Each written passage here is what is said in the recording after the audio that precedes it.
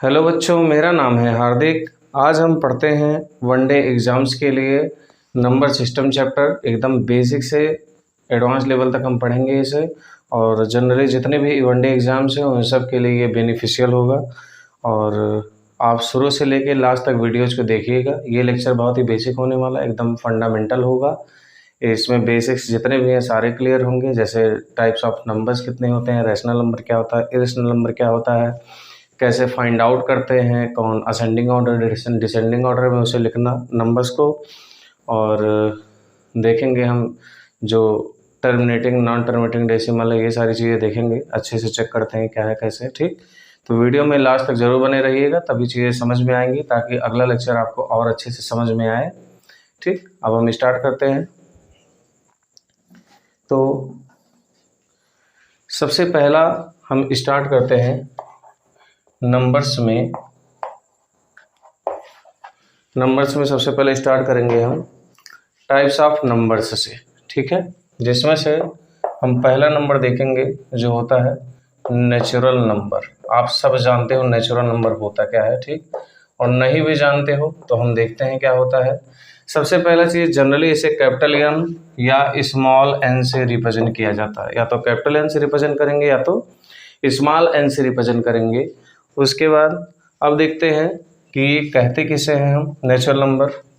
जितने भी काउंटिंग के नंबर्स हैं, ऐसे नंबर्स जो किस में यूज होते हैं, काउंटिंग में यूज होते हैं, गिनने में जितने भी नंबर्स यूज होते हैं वो सारे के सारे कहलाते हैं नेचुरल नंबर।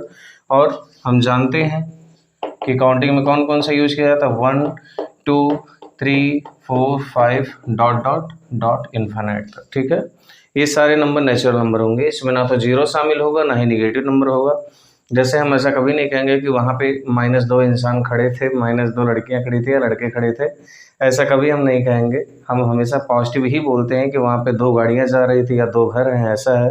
ठीक, तो इस हिसाब से हम सीधा सीधा बात कह सकते हैं कि जो भी नंबर काउंटिंग के लिए इस्तेमाल किए जाते हैं वो सारे के सारे कहलाते हैं नेचुरल नंबर। ठीक है, अब हम आगे देखते हैं इसी में नेचुरल नंबर के ठीक बाद आता है बेटा होल नंबर। क्या आता है, होल नंबर। ठीक, अब होल नंबर क्या होता है, होल नंबर भी नेचुरल नंबर की तरह ही है, बस इसमें जीरो इंक्लूडेड है। ठीक, natural number including with zero is called whole number, है ना। इसे रिप्रेजेंट कर W से, W is equal to 0 1 2 3 4 5 6 dot dot dot infinite तक। मतलब कि नेचुरल नंबर में अगर जीरो भी इंक्लूड कर लिया जाता है तो वो कहलाता है होल नंबर। ठीक है, अब क्या है, होल नंबर के ठीक बाद आएगा बेटा थर्ड नंबर पे इंटीजर। क्या आएगा, इंटीजर। अब तक हम निगेटिव नंबर्स का बात नहीं करते थे, अब निगेटिव नंबर्स का भी बात किया जाएगा इसमें। इंटीजर में क्या होता है, इंटीजर अगेन 3 टाइप के होते हैं। उन तीनों टाइप को हम देखेंगे कैसे क्या है कैसे नहीं। ठीक है,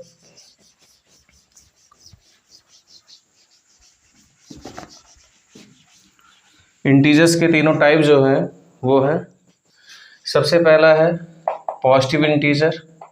ठीक, दूसरा है जीरो इंटीजर और तीसरा है नेगेटिव इंटीजर।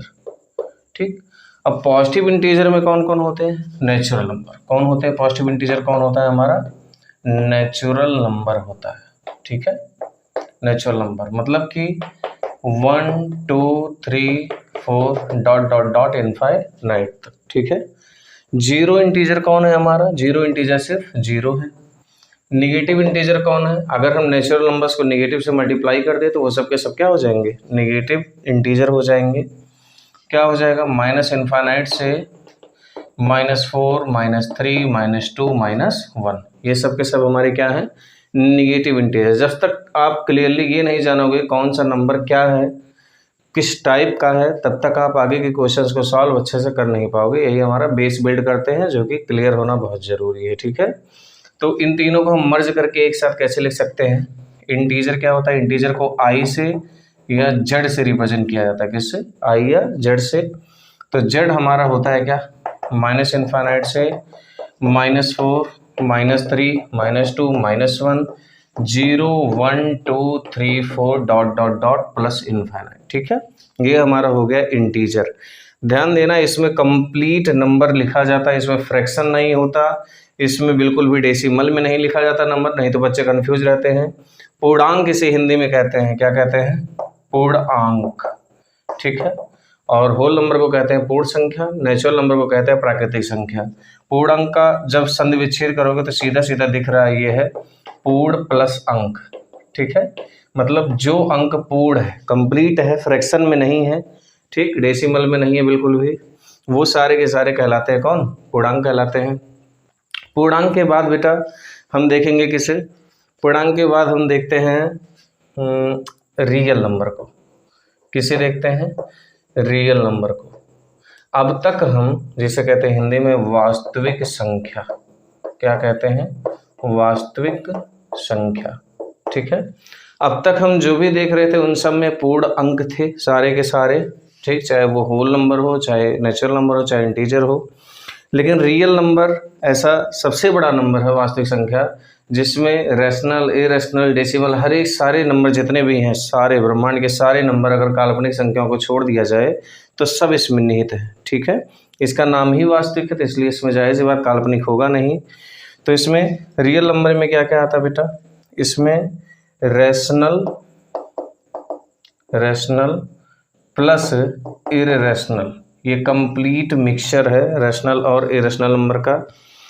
और या यूँ कहा जा सकता है कि जितने भी नंबर है सब के सब इसमें है, चाहे वो निगेटिव नंबर्स हो, डॉट डॉट डॉट -4, -3, -2, -1, 0, 1, 2, 3, या चाहे डेसिमल वाले नंबर हो 0.01, -0.3, -0.03, ठीक है, -0.7, 0.7, 1.03, या कोई भी नंबर जितना भी आप सोच सकते हो, कोई भी एनी नंबर, सारे के सारे रियल नंबर में ही आएंगे, इंक्लूड रहेंगे, ठीक है।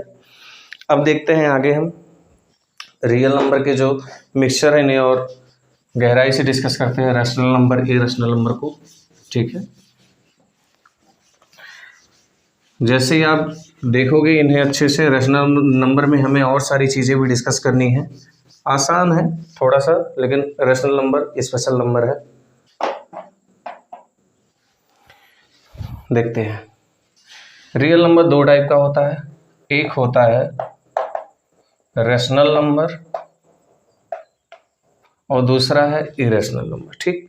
अब रैशनल नंबर का जनरली जो बुक्स में मिलता है बात, वो क्या होता है कि p/q फॉर्म में होना चाहिए, जहां q is not equal to 0 है, और कहते हैं कि p, q belongs to natural number, कहीं कहीं कहा जाता है। क्या कहा जाता है?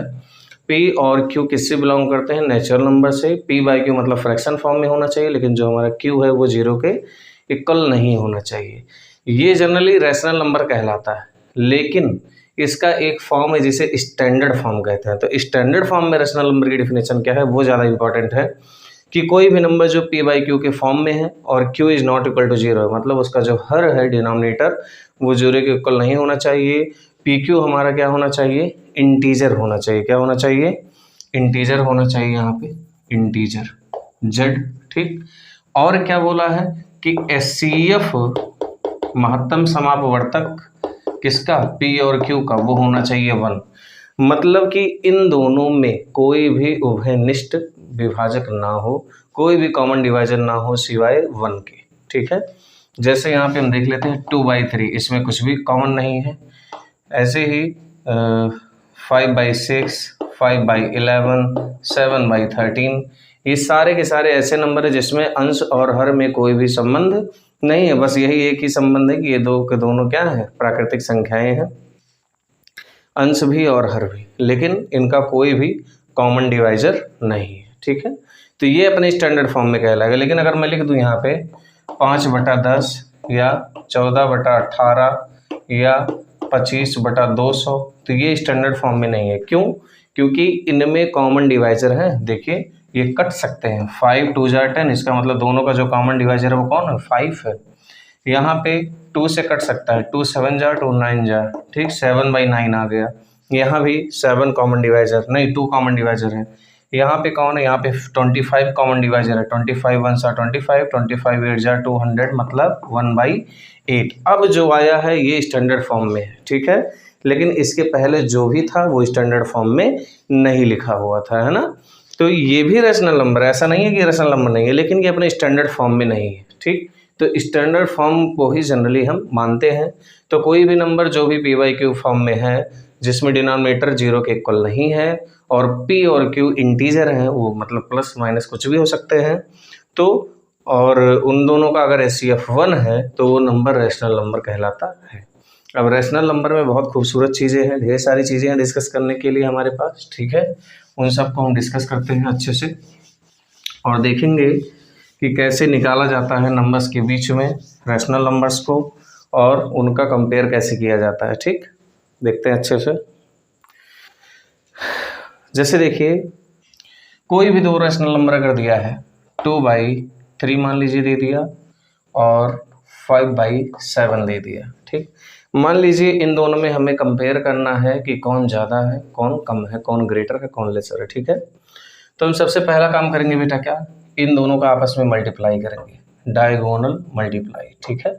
फिर एक गुणा करेंगे तो 7 दूनी कितना हो जाएगा, यहाँ पे 14, 3 पचे 15 हो जाएगा हमारा, ठीक। अब देखेंगे 14 और 15 में बड़ा कौन है, ठीक। तो कौन बड़ा है, यहाँ पे 15 बड़ा है, तो उधर ही ग्रेटर देन का निशान लगा देंगे, ठीक है, मतलब 14 इज लेस देन 15, ठीक। अब इसका मतलब ये है कि 2/3 भी लेसर होगा कैसे, 5/7 से।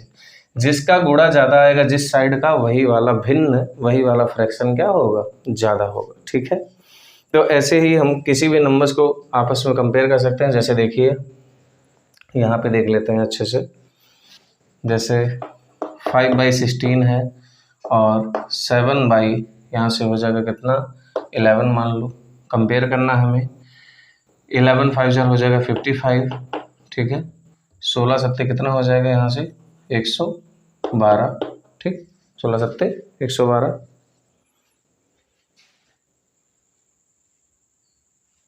कितना हुआ, अब दोनों में हम देखते हैं 112 बड़ा है, तो इसका मतलब क्या हो जाएगा 7/11 हमारा 5/16 से बड़ा हो जाएगा। ये बहुत इजी मेथड था।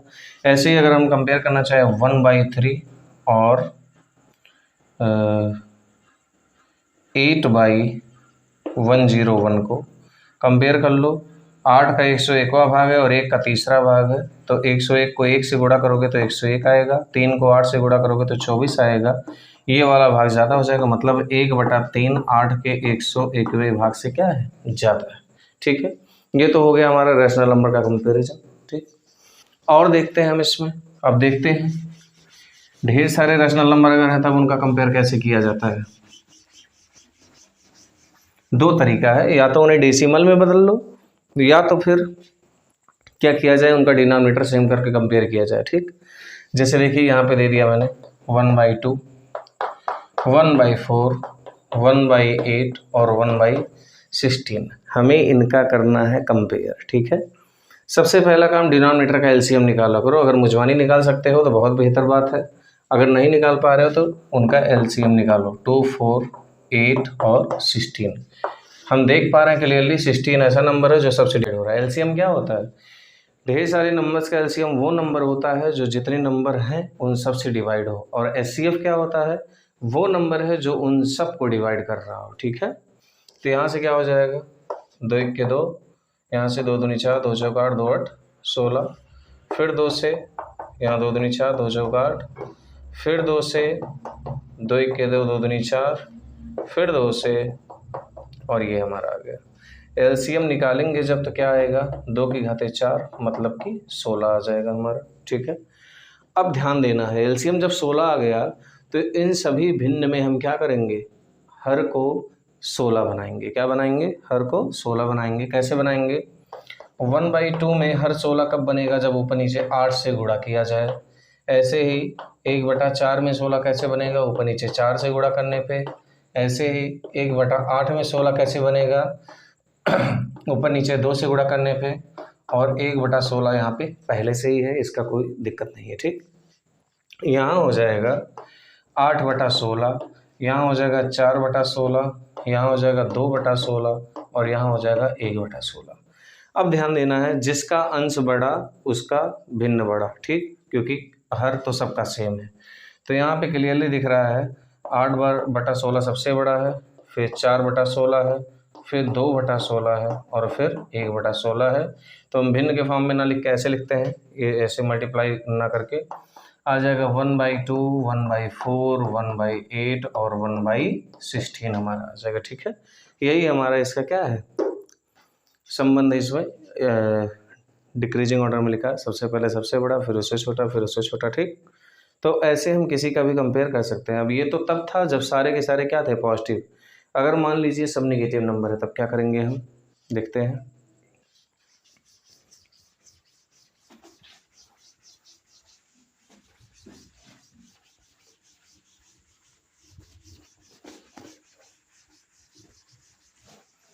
अच्छे से देखिएगा, नेगेटिव नंबर में थोड़ा सा दिक्कत है। मान लीजिए मैंने लिख दिया यहाँ से -2/3 और लिख दिया -5/6 और लिख दिया -7 या -1 लिख देता हूँ, -1/9, ठीक है। इन तीनों का हमें कंपेयर करना है। अगेन वही काम करना है, 3, 6 और 9 का एलसीएम लो, एलसीएम 9 आएगा, हमें पता है क्यों, क्योंकि वो 3 से भी डिवाइड हो रहा है, 6 से भी और 9 से भी, ठीक है। तो एलसीएम हमारा आ गया कितना, 9। अब हमारा क्या मोटो है, हमारा जो लक्ष्य है हर को भी 9 बनाना है।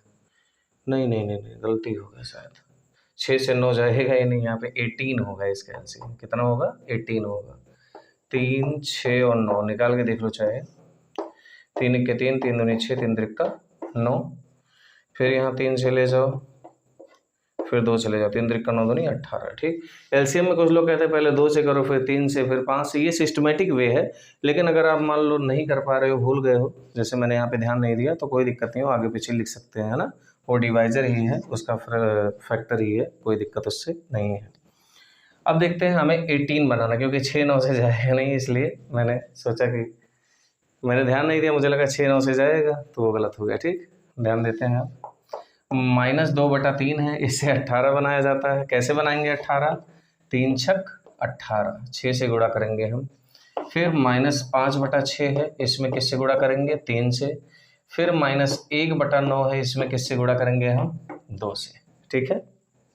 क्या हो जाएगा हमारा यहाँ से, -6 दूनी 12, 6 त्रिक 18, यहाँ से -15 और 6 त्रिक 18, यहाँ से -2 और 9 दूनी 18। अब ध्यान देते हैं बेटा, यहाँ पे डिनोमिनेटर सेम है, ठीक। डिनोमिनेटर अगर सेम है तो अब क्या करेंगे, निगेटिव नंबर जिसका बड़ा, जिसका अंश बड़ा वही बड़ा। अब बताओ मुझे कि दिखने में निगेटिव नंबर में जो बड़ा रहता है वो दरअसल उतना ही छोटा रहता है। जैसे -15, -12, -2 दिखने में कौन बड़ा लग रहा है, -15 लग रहा है, लेकिन माइनस लगा है तो वो उतना ही छोटा है। तो इसमें सबसे बड़ा हमारा कौन है, -2/18 है। फिर कौन है, -12/18 है, और फिर कौन है, -15/18 है, ठीक है। कोई दिक्कत इसमें नहीं है। अब -2/18 जिसकी जगह था यहाँ लिख लो -1/9, ठीक। -12/18 जिसकी जगह था -2/3 लिख लो, और फिर लिख लो -5/6।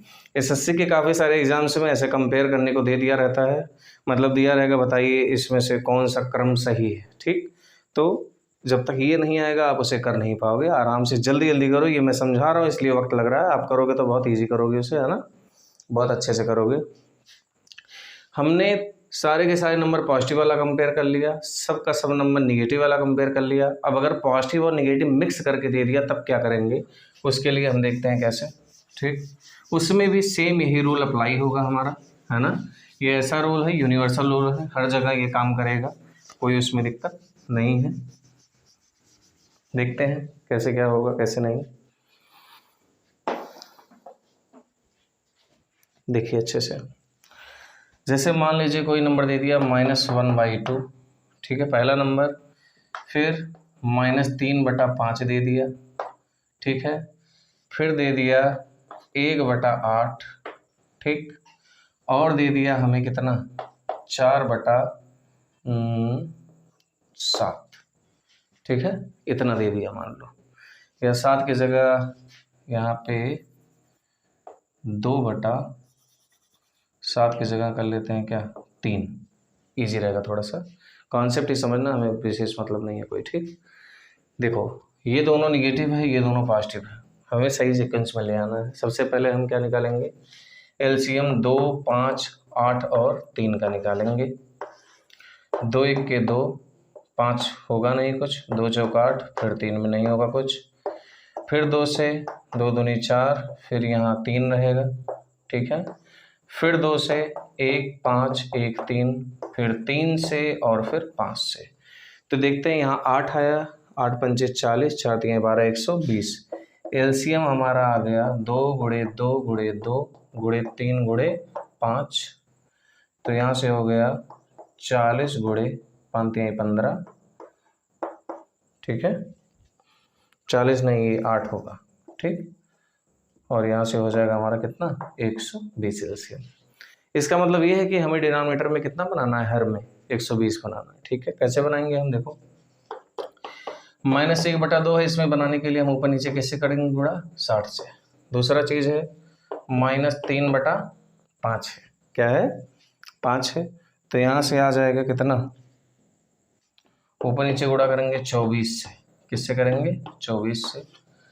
फिर 1/8 है।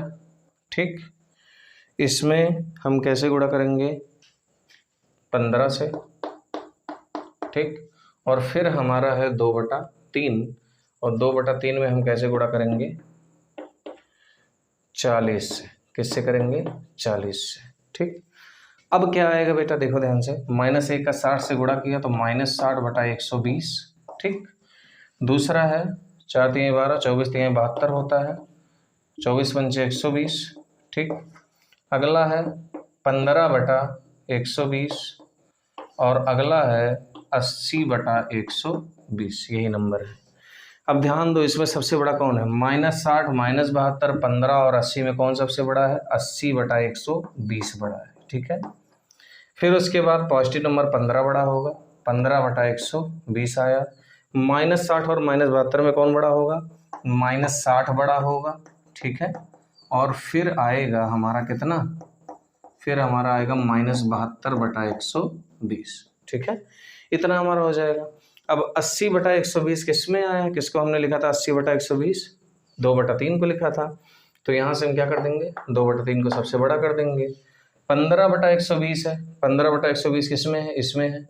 किसे लिखे थे हम, -3/5 को, नहीं नहीं नहीं, 15/120 हम लिखे थे 1/8 को।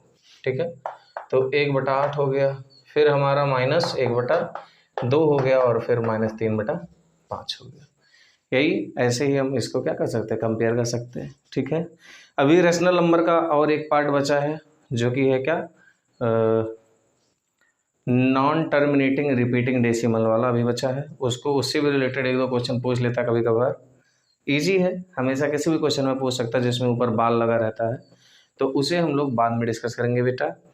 ये वीडियो यहीं ख़त्म करते हैं। आई होप आपको अच्छा लगा होगा। अगर अच्छा लगा हो तो लाइक करें, मेरे चैनल को सब्सक्राइब करें, और ज़्यादा से ज़्यादा फ्रेंड्स के पास अपने शेयर करें, ताकि चैनल ग्रो हो सके और उनके भी बेसिक्स स्ट्रांग हो सके। ठीक है, अगला लेक्चर कल देखते हैं, अगले दिन। Thank you.